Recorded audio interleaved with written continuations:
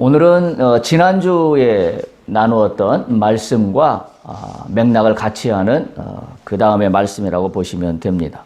역시 성경 본문도 비슷한 성경 본문을 대부분 동일하게 사용하고 있습니다.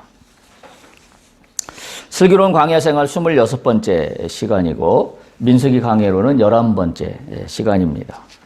지난주에 우리가 이 레이의 세 자손들, 소위 고앗 자손, 게르손 자손, 그리고 무라리 자손, 이 세 자손들의 임무와 역할에 대해서 나눌 때 우리가 나눴던 말씀을 아마 기억할 겁니다. 우리가 뭘 나눴냐면 하나님의 일을 한다는 것은 효율성이 아니다 라는 말씀을 나눴던 것을 기억합니다. 다시 말하면 인간이 생각할 때는 이렇게 하면 효율적일까 저렇게 하면 효율적일까를 늘 우리는 따지고 있지만 하나님은 효율적인 것을 한 번도 따지고 물어보신 적이 없습니다. 그럼에도 불구하고 우리는 하나님 일을 한다라고 할 때 우리는 효율적인 일을 가장 우선 생각한다는 것을 우리가 고쳐야 되는 첫 번째 미션으로 생각했습니다. 다시 말하면 하나님의 방법대로 하는 게 하나님 일을 하는 겁니다. 효율성을 따라서 하는 것이 하나님 일이 아니었던 것을 이 레위 자손들의 이 역할들을 통해서 우리가 깨달을 수 있었습니다. 두 번째, 그 일을 수행하면서 중요했던 중요한 가치는 따라서 뭐였냐면 효율성이 아니라 진정성에 있었습니다. 얼마나 진정성 있게 일을 하느냐. 다시 말하면 반복하는 일일지라도 그 반복하는 일들이 그저 습관적이고 그냥 흘러가는 대로 반복적으로 이루어지는 일들이 아니라 오히려 반복함으로 인해서 꼼꼼하고 세밀하고 다시 말하면 진정성 있게 하나님 일을 해야 되는 것을 이 레위인의 역할을 통해서 우리가 배울 수 있었습니다. 그래서 나눴던 게 펴고 두고 덮고 꿰고 기억하실 겁니다.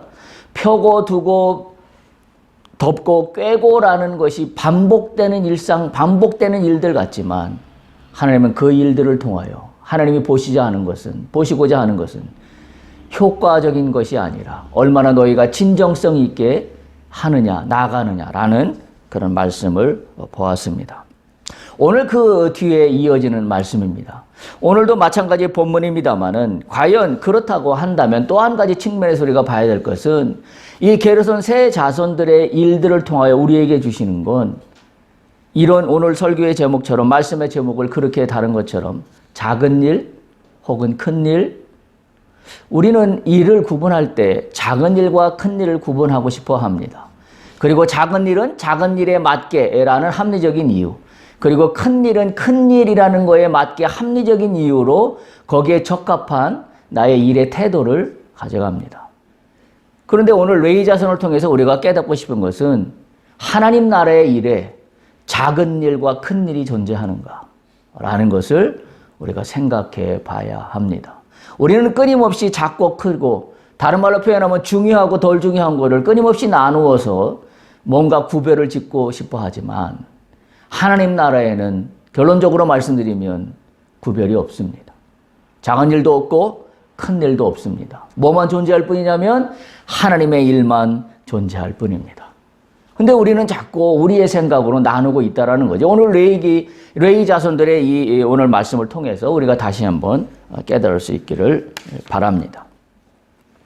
먼저 이 고앗 자손부터 보면 4장 15절에 보면 여호와께서 접근하기 위해서는 반드시 여호와께 접근해 가기 위해서는 반드시 거쳐 지나가야 하는 성소의 모든 기구들이 있습니다. 그걸 매는 사람들이 고앗 자손이었어요. 그러니까 고앗 자손은 주로 어디에 일을 주로 메어서 운반하는 일을 했냐면 성소 안에 있는 성물들, 성소 안에 있는 기구들. 그러니까 고앗 자손들이 이 물건을 매서 운반하지 않는다면 제사가 이루어질 수 없어요. 하나님의 성물들이 제자리를 찾아서 주께 영광을 돌리는데 사용될 수 없는 거지요. 그게 고앗 자손이에요.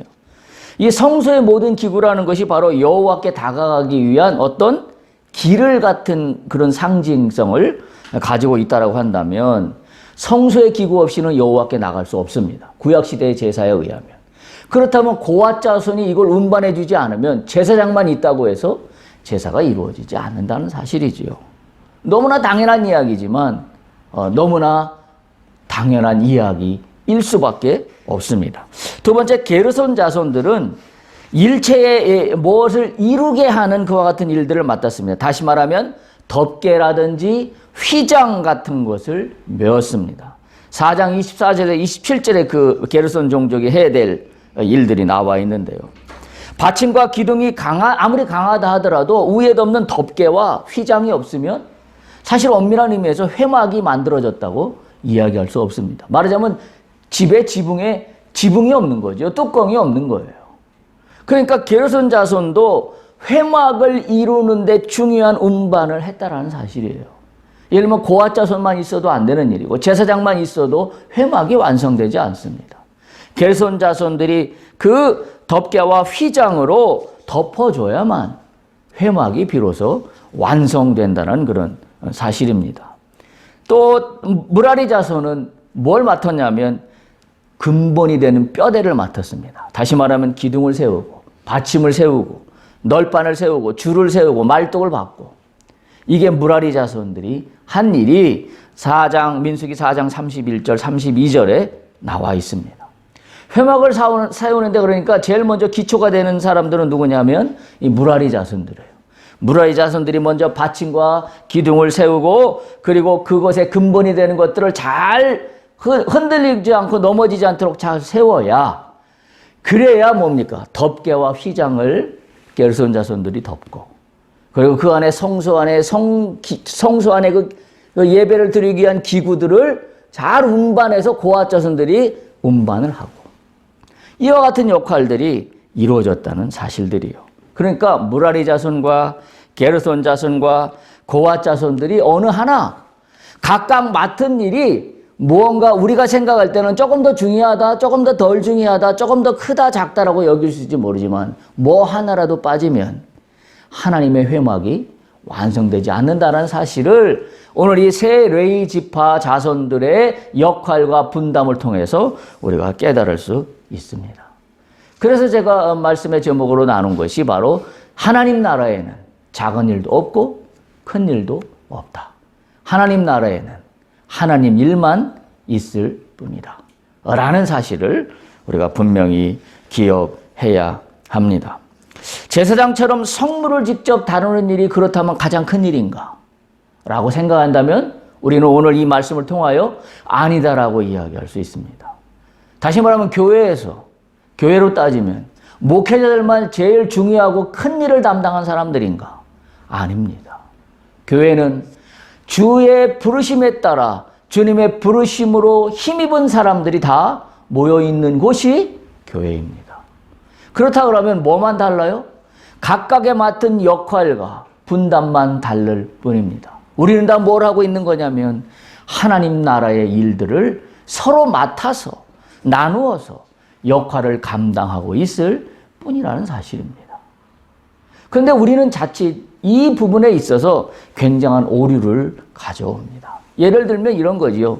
평신도들 직분 안에서도 장로님은 굉장히 중요한 역할을 담당하고 있고, 평신도는 아주 쓸데없는 하찮은 일을 담당하고 있고 라고 생각할 수 있는 거죠. 물론 하는 일은 달라요. 맡겨진 일들은 다릅니다. 그러나 그것이 무엇이 더 중요하고 무엇이 덜 중요해서 중요하기 때문에 장로님만 중요하고 덜 중요하기 때문에 평신도가 하는 일을 덜 중요한 게 아니라는 사실이죠. 우리가 교회 안에서 봉사를 하다 보면 그 같은 문제 때문에 다투거나 마음 상하는 일들이 굉장히 많아요. 예를 들면 내가 맡은 일이 다른 어떤 누군가에 비춰볼 때 굉장히 뭔가 좀 사소한 일 같아요. 별로 중요하지 않은 일 같아요. 근데 저 사람을 보니까 굉장히 중요한 일을 맡은 것 같아요. 그래서 이제 무슨 생각이 들기 시작하면 목사님은 나는 덜 사랑하고 저 사람만 더 사랑해서 아주 중요하고 핵심적인 일은 저 사람에게만 맡기고 그렇지 않은 일들은 나에게만 맡기고 나는 뭔가 이제 이런 일들이 틈바구니에 들어오기 시작합니다. 분명히 기억하십시오. 하나님 나라의 일은 하나님 방법대로 하는 하나님 일만 있을 뿐입니다. 우리가 이 사실을 분명히 기억해야 됩니다. 오늘 레위 자손 세 자손이 무라리 자손이 말뚝을 받고 기둥을 세우는 일을 잘 하지 않으면 그 다음 일은 하나도 진행이 되지 않습니다. 또 게르손 자손이 덮개와 휘장을 잘 덮는 일을 감당해 주지 않으면 하나님 나라의 회막은 그 모양을 갖출 수가 없습니다. 아무리 말뚝을 잘 받고 기둥을 잘 세웠다 한들 휘장과 덮개가 없는 회막이 무슨 회막이겠습니까? 또한 고아 자손이 성물을 잘 운반해서 성소 안에 그 모든 역할들을 감당하지 않는다 그러면 하나님 앞에 나갈 수가 없는 거예요. 그러니까 이 세 레위 자손이 없으면 제사장은 그냥 말만 있을 뿐이에요. 아무런 역할을 할 수 없습니다. 교회도 마찬가지고 우리가 사는 이 공동체와 이 사회도 모두가 마찬가지입니다. 정치가 교육과 행정과 또는 여러 가지 역할을 맡은 사람들이 있습니다. 또는 한 가정으로만 하면 아버지, 엄마, 자식, 또 손주 다 각각의 역할과 임무들이 있습니다. 누가 더 중요하고 누가 덜 중요하고가 아닙니다. 우리가 하나님이 허락하신 공동체 안에서 우리가 다시 한번 생각을 들어야 하는 것은 각각의 맡은 역할만 다를 뿐이지 누가 더 중요하고 누가 덜 중요해서 누가 더 큰 일을 하고 누가 더 덜 작은 일을 해서 누가 더 귀한 사람이고 누가 덜 귀한 사람은 없다라는 사실입니다.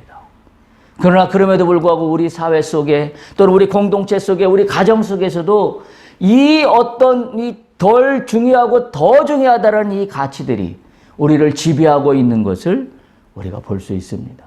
하나님을 우리로 하여금 다 부르셨어요. 그래서 우리로 하여금 하나님 일을 하나님 나라를 이루는 한 사람 한 사람으로 우리를 세워주셨어요.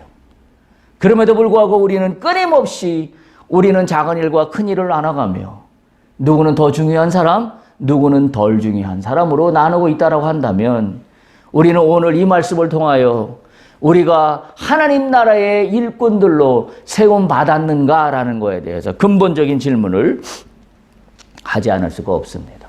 오늘 이 세 레위 지파의 자손들을 보면 첫 번째 어떤 이들이 일을 하는 과정에서 생각했던 것들이 뭐가 있냐면 이들은 서로 합해져서 연합했다는 사실이에요.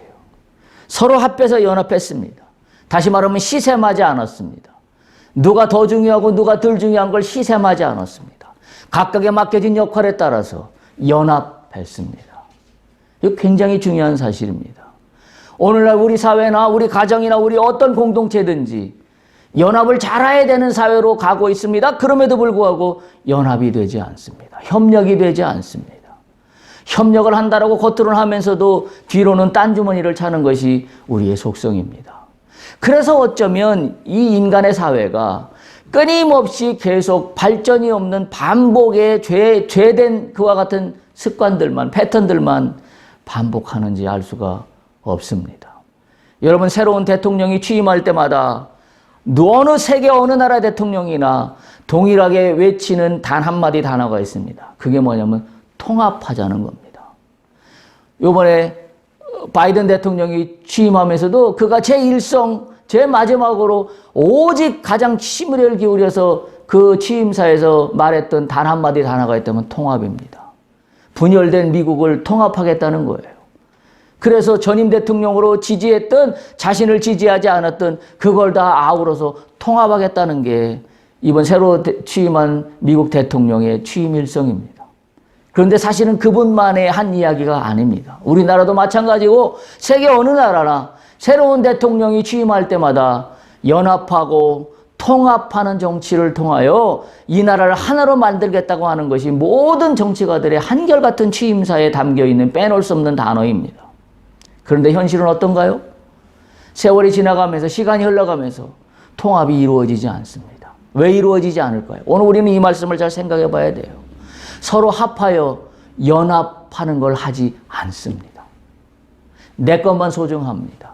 그래서 소위 내 주변에 나를 지지하는 사람들만 가득 채워놓습니다. 그러니까 통합이 이루어지지 않아요. 오늘 우리 가정도 한번 생각해 보십시오. 우리가 속해 있는 공동체도 어느 공동체든지 어떤 조직인지 생각해 보십시오. 겉으로는 연합을 부르짖고 있을지 모르지만 실질적인 통합이 이루어지고 않고 있는 것은 바로 나누기 때문입니다. 어떤 기준에 나눠요? 누가 더 중요하고 누가 덜 중요하고 이 기준은 뭘로 나눠요? 하는 일들, 맡겨진 일들을 통해서 우리는 그 사람까지도 나눠버립니다. 그래서 소위 더 중요한 일을 맡겨진 사람은 더 소중한 사람이고 덜 중요한 일을 맡겨진 사람이라고 여겨지는 사람들은 덜 중요한 사람이고 그거는 그 일을 맡긴 사람뿐만이 아니라 그 일을 맡은 사람조차도 자신에 대해서 당당함이 없습니다. 나는 내가 볼 때 사소한 일을 맡았기 때문에 나는 작은 일을 맡아서 나는 별 볼 일 없는 사람이고, 또 상대적으로 나는 큰 일을 맡은 사람이기 때문에 나는 상대적으로 위대하고 나는 중요한 사람이라고 여기고 있다라고 한다면, 우리가 인생을 살아가는 동안에 우리 인생 가운데 한 번도 내 속의 통합은 이루어지지 않는다는 사실을 우리가 분명히 기억해야 합니다. 그런데 이 문제가 뭐냐면, 이 통합이 이루어지지 않으면 내 안에서 중요한과 큰 일에 대한 구별 때문에 내가 끊임없이 나누는 거에 내가 익숙해 가고 있다 한다면, 어떤 때 나의 문제가 생기기 시작하고 어떤 때 흔들리기 시작하냐면 바로 어려움에 직면했을 때입니다. 어려움에 직면했을 때, 그때는 그 위기 앞에 두 가지로 완전히 나눠집니다. 하나는 뭐예요? 작은 일이라고 여기는 나의 모든 했던 일들을 다 포기합니다. 내가 이거 해서 뭐 하나? 내가 이런 어려운 환경에 처했는데 내가 지금 이런 별것도 아닌 거 이거 해서 뭐 하나? 그리고 중요하다고 여기는 것들만 시선이 돌려지기 시작합니다. 내 속에서도 통합이 일어나지 않아요. 왜? 내가 끊임없이 내 속에서 작은 일과 큰 일을 구별하고 있기 때문입니다. 우리가 그런 면에서 이 통합한다는 작은 일이나 큰 일이 존재하지 않고 오직 하나님 나라에는 하나님만 존재한다는 이 사실을 분명히 우리가 되새기지 않는 한 우리는 이 올무에 걸려 넘어질 수밖에 없다는 사실이에요. 우리가 신년 메시지를 나누면서 나는 만군의 여호와의 이름으로 나아가노라라는 소년 다윗의 당당한 고백을 오늘 우리가 1년 내내 우리의 메시지로 삼자고 말씀을 드렸습니다. 벌써 1월 달이 다 지나갑니다. 여러분 마음속에 나는 만군의 여호와의 이름으로 나아가라는 당당함이 아직도 모든 가치 기준에 우선하여지고 있습니까?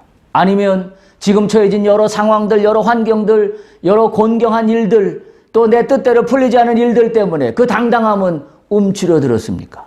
어떻습니까? 바로 우리가 다시 한번 세워야 될 일들입니다. 왜냐하면 다윗이 자기가 손에 든 물매와 돌이 작고 하찮은 거라고 여겼다면 골리앗을 쓰러뜨리는 기적이 일어날 수 있었을까요? 없습니다. 우리가 잘 기억해야 돼요. 내가 지금 이 기도해서 뭐하나? 내가 지금 이 일을 해서 뭐하나? 다 상황은 끝난 것 같아요. 쓸데없는 것 같아요. 하찮은 것 같아요. 그래서 안 합니다. 그러면 기적은 없습니다. 역사는 일어나지 않습니다. 기억하십시오. 소년 다윗이 골리앗을 쓰러뜨리고 있었던 것은 그가 유능한 건장한 체구를 갖고 있기 때문도 아닙니다. 그가 칼과 창을 갖고 있기 때문도 아닙니다. 그가 골리앗이 갖고 있지 못한 기가 막힌 어떤 무기를 갖고 있었기 때문도 아닙니다. 우리가 볼 때 소년 다윗은 그저 하찮은 사소한 돌멩이를 갖고 있었을 뿐입니다. 그런데 소년 다윗이 나는 만군의 여호와의 이름으로 나아간다는 당당함으로 나갔을 때 그 하찮게 여겼던 작은 것 같이 여겼던 그 물매와 돌은 엄청난 장수 골리앗을 쓰러뜨리는 강력한 힘이 되었다는 사실을 우리가 반드시 기억한다면 오늘부터 우리 속에 나의 생각을 완전히 다시 한번 개관할 수 있길 바랍니다. 내가 하는 모든 일들 속에 작은 일은 없다. 할렐루야. 내가 하는 모든 일들 속에 큰 일도 없다. 할렐루야. 내가 하는 모든 일에는 하나님이 나에게 부여하신 하나님의 일만 존재할 뿐이다.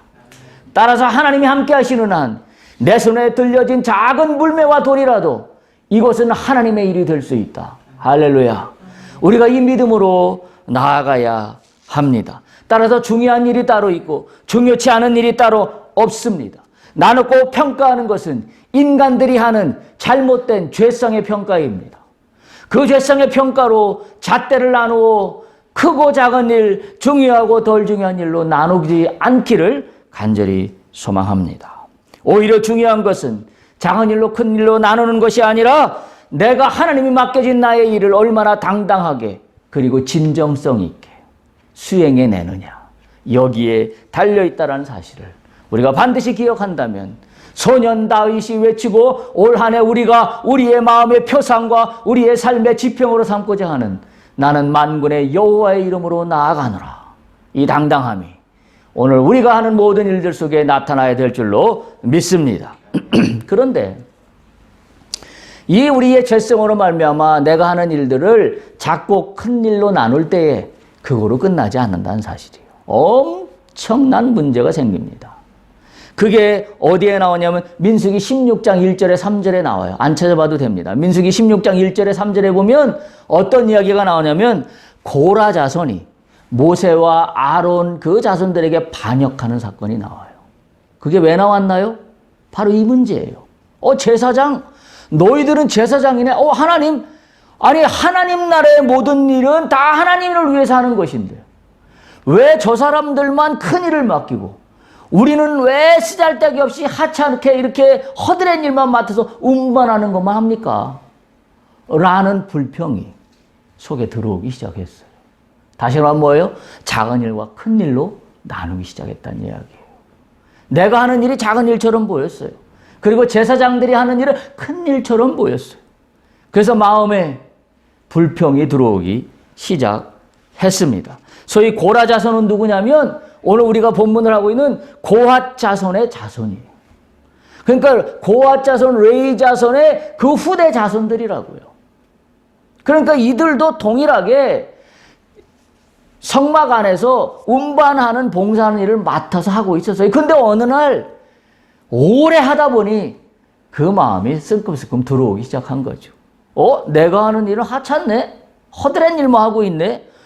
저 제사장들, 저 사람들 보니까, 뭐 엄청난 멋진 가운 입고 말이죠. 뭐 하나님 성수 안에만 자기들 들어가갖고 아주 멋있게 뭐 하고 있네. 그래서 불평하기 시작한 거예요. 민수기 16장 3절에 보면 이들이 이렇게 불평해요. 그들이 모여서 모세와 아론을 거슬러 그들에게 이르되 이렇게 말합니다. 너희가 분수에 지나도다. 회중이 다 각각 거룩하고 여호와께서도 그들 중에 계시거늘 너희가 어찌하여 여호와의 총에 의해 스스로 높이느냐 라고 하면서 불평과 불만이 들어온 거예요. 참으로 안타까운 일입니다.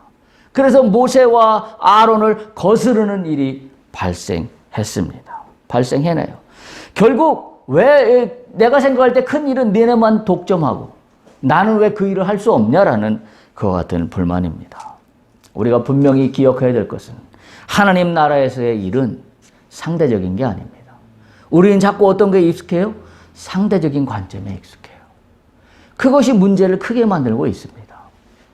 하나님이 평가하시는 것은 상대적인 관점으로 평가하는 게 아니라 절대적인 관점으로 평가하십니다. 할렐루야. 이걸 반드시 기억해야 돼요.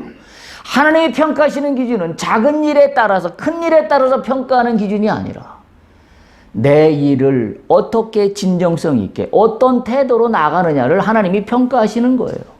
그런 자들을 하나님을 들어 쓰시는 겁니다. 하나님 왜 나를 들어 쓰시지 않나요? 그리고 왜 나한테 맨날 하찮은 일만 맡겨주시나요? 라고 생각하지 않아야 됩니다. 하나님 나에게 어떤 일이든지 나에게 맡겨주셔서 감사합니다.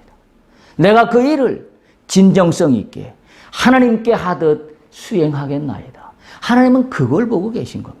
하나님은 그걸 보고 계신 거예요.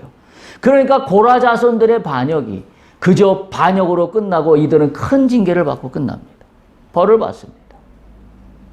우리가 반드시 기억해야 될 일입니다. 우리가 상대적인 관점으로 내 하는 일을 작은 일과 큰 일로 나가기 시작하면 틈이 생기기 시작합니다. 그 틈 속에는 뭐가 들어오냐면 불만이 들어와요. 그리고 좌절감이 들어옵니다. 그러면 이제 그 안에 균열이 자리 잡기 시작합니다. 그 균열은 그냥 끝나지 않아요. 그 불만으로 들어온 균열 속에는 내 속에 들어있던 죄성으로 말미암은 공격성이 만들어지기 시작합니다. 그래서 공격하지 않으면 안 되는 상황으로 나 스스로를 끌고 가고 맙니다. 바로 고라 자손들이 만든 문제가 바로 이러한 문제입니다. 자신의 하는 운반 일을 상대적으로 바라봤을 때 문제가 생긴 거예요. 나는 나 스스로를 누군가 다른 사람과의 비교를 통하여 끊임없이 상대화하고 있는 문제를, 상대화하고 있는 일을 멈춰야 합니다. 하나님은 그걸 통하여 절대 원하시는 상황이 아니에요. 내가 누군가를 비교하여서 상대화하면 할수록 내 속에 틈만 벌어지기 시작합니다. 그러면 불만만 나옵니다. 불만만 쌓이면 그것이 뭘로 나와요? 공격성으로 나옵니다. 그러면 결국 모든 것들은 통합이 아니라 분열로 갈 수밖에 없는 상황으로 나오고 있다는 사실이에요. 오늘 이 회막에서 봉사할 수 있는 사람들을 보면 연령을 지칭하고 있어요. 몇 살로 지칭하고 있나요? 민수기 4장 34절에서 39절까지에 나와 있는 본문이에요. 특별히 47, 48절에도 보면 30세부터 50세까지라고 정하고 있습니다. 그래서 이때 계수된 자들이 총 8,580명입니다. 고핫 자손이 2,750명이고 36절에 나와 있고, 게르손 자손이 2,630명이고 40절에 나와 있고, 무라리 자손이 3,200명입니다. 44절에 나와 있습니다. 이들을 통합했을 때 8,580명입니다. 1개월 된 사람을 레위인 자손을 계수했을 때 계수된 숫자가 얼마였죠? 22,000명이었습니다. 기억하시죠? 민수기 3장에 나왔습니다. 레위 자손 1개월 이상 된, 태어난 지 1개월 이상 된 자손의 수가 22,000명이었습니다. 그런데 회막에서 봉사할 사람은 30세에서 50세로 정하고, 이 30세에서 50세로 정한 인구가 8,580명입니다. 그러니까 회막 봉사 연령은 30세에서 50세를 했다는 얘기는 뭐예요? 30세가 주는 의미가 있습니다. 바로 회막 봉사가 굉장히 노동이란 얘기예요. 쉽지 않다는 이야기입니다. 힘을 써야 된다는 이야기. 그렇지 않겠어요?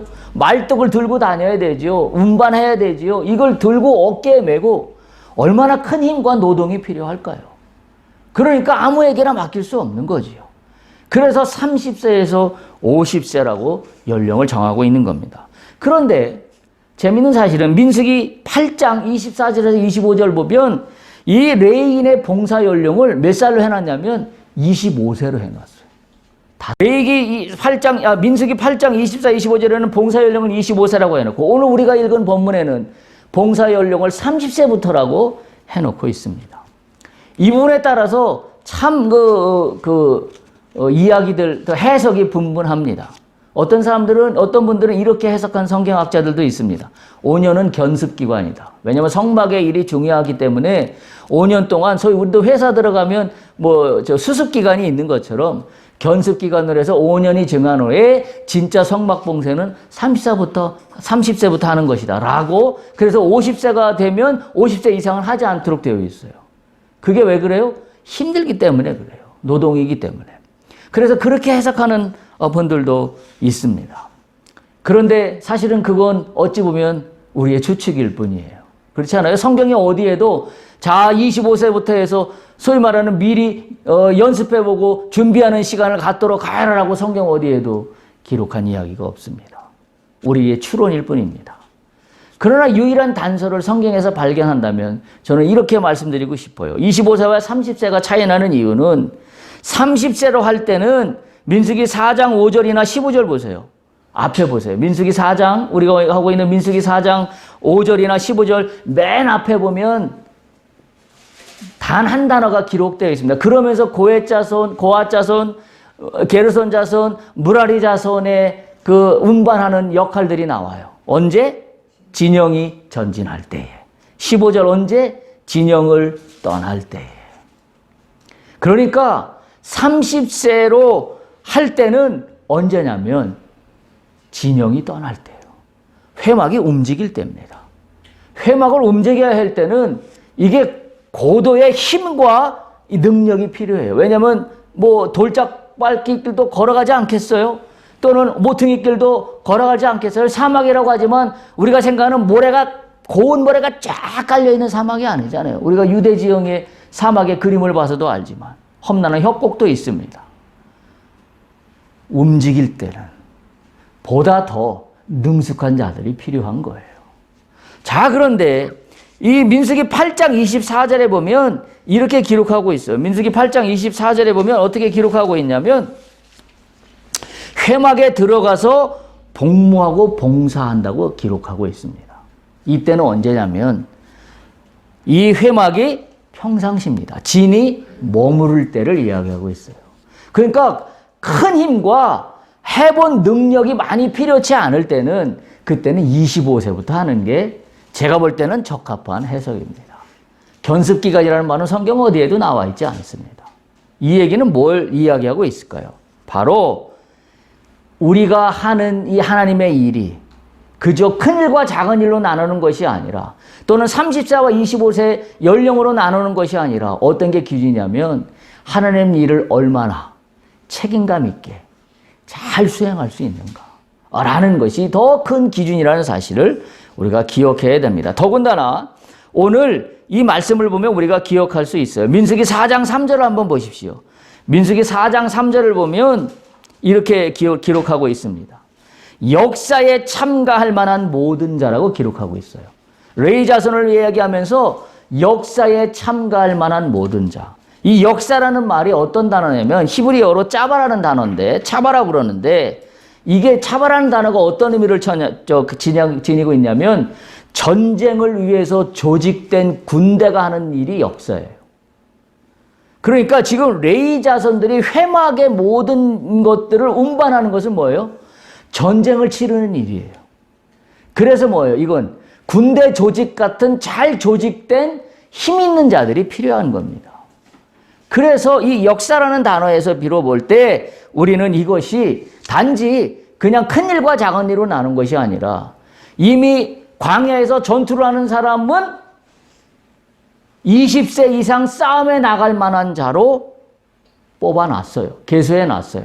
그리고 성막에서 일하는 자들도 똑같이 뭐예요? 전쟁에 나가는 자들입니다. 바로 이 자는 30세에서 50세로 나이를 정하고 있다는 사실을 우리가 분명히 깨달을 수 있어야 합니다. 하나님 일이 매우 정교하고 세밀하게 역할이 나누어져 있다는 사실을 이야기하고 있다는 거예요. 다시 한번 이야기합니다. 여기에는 큰 일도 작은 일도 없다라는 사실입니다. 오히려 더욱 성숙한 역할만이 필요하다. 그렇다고 한다면 나에게 요구되는 건 뭐예요? 내가 하는 일에 작고 큰 게 논란이 아니라 내가 얼마나 어떤 일이든 성숙한 자세로 일하고 있는가. 이것이 우리가 오늘 말씀을 통해서 깨달을 수 있는 그런 메시지입니다. 근데 마지막으로 한 가지 여러분들이 기억해야 될 것은 하나님께서 인구를 계수하라 그랬어요. 하나님께서 인구를 계수한다는 것은 단지 인구 숫자를 세워서 규모가 어느 정도 되는지를 파악하기 위함이 아닙니다. 하나님이 인구조사를 하는 이 계수의 셈법은 인구조사가 아니에요. 숫자 카운트가 아니에요. 어디에 있는 거냐면 하나님의 셈법은 사람을 세우시는 거룩한 행위입니다. 이게 하나님이 계수하시는 계수의 목적이에요. 할렐루야. 나에게 맡겨진 일이 하나님이 거룩하게 나를 세우시는 일이에요. 작고 큰 일이 아니라는 사실이에요. 하나님은 그래서 이 계수를 하신 겁니다. 히브리 언어에도 그런 의미가 담겨 있어요. 명수를 계수하다라는 말은 어떤 의미를 담고 있냐면 머리를 세우다라는 뜻을 담고 있는 게 히브리 본문의 엄밀한 의미예요. 그러니까 하나님이 인구를 계수한 건 머리를 세운 거예요. 사람을 세우는 겁니다. 사람을 세워서 당신의 거룩한 일을 맡기시는 거예요. 우리가 광야와 같은 인생길에 함께 동행하시는 하나님의 임재를 경험하면서 살아가야 한다는 것은 하나님이 나를 세우심에 순종하며 산다는 말과 동일한 말입니다. 주께서 새 언약의 백성인 우리를 향해서 이 세상으로부터 구별하여 각자에게 귀한 사역들을 맡기셨기 때문입니다. 그래서 우리에는 작은 일이 큰 일이 아니라 하나님이 맡겨주신 일만 있을 뿐입니다. 고린도전서 12장 4절에서 6절 한번 찾아보겠습니다. 고린도전서 12장 4절에서 6절. 은사에 대해서 이야기하고 있습니다. 고린도전서 12장 4절 보면 은사는 여러 가지가 있대요. 그런데 성령은 같다. 성령은 하나다. 5절 보세요. 직분은 여러 가지나 주는 같다. 기억하셔야 됩니다. 6절 보세요. 사역은 여러 가지나 모든 것을 모든 사람 가운데 이루시는 하나님은 같다. 고린도전서 12장 4절에서 6절에 있는 말씀이에요. 기억하시죠?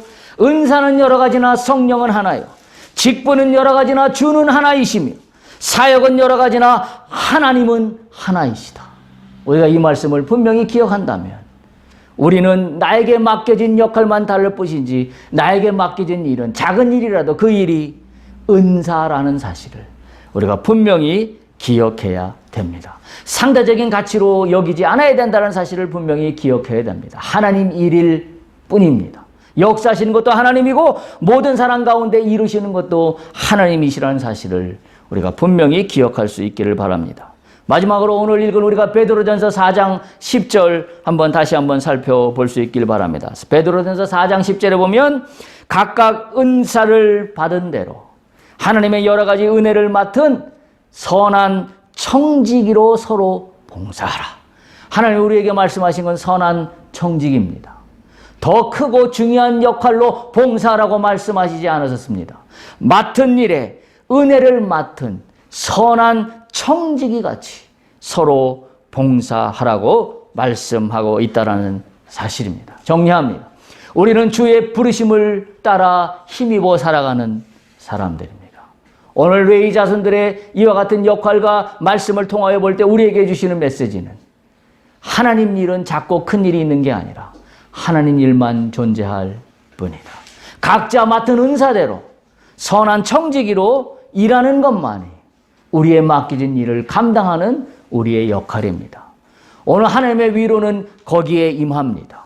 여러분, 내 일에 대하여 소홀함이나 섭섭함이나 작은 일이라고 해서 틈이 생기지 않도록 하시기 바랍니다. 하나님은 작은 일 때문에 뭐라고 하시는 것이 아닙니다. 작은 일을 성숙한 자세로 할 때 하나님은 그 위에 하나님의 한량없는 위로하심이 임한다는 사실을 우리가 분명히 기억할 수 있기를 바랍니다. 할렐루야.